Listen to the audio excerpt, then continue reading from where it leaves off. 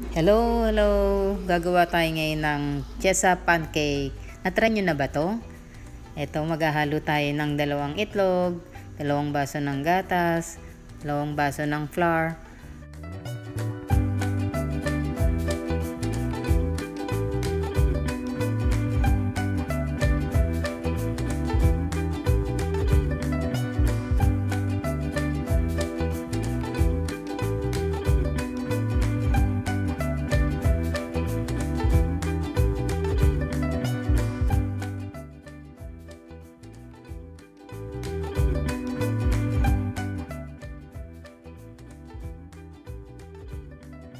kung gusto nyong mas malasa o ma-creamier yung pancake ninyo, magdagdag kayo ng melted butter 20 grams.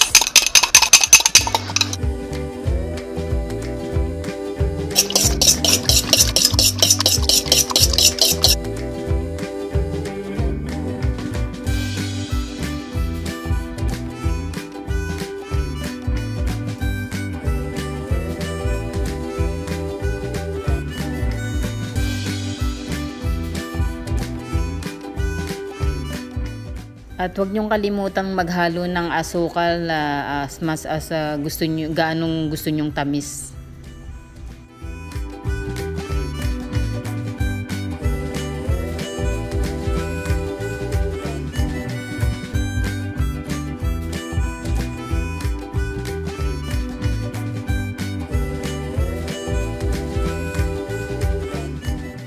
Ready to serve na ang ating chesa pancake.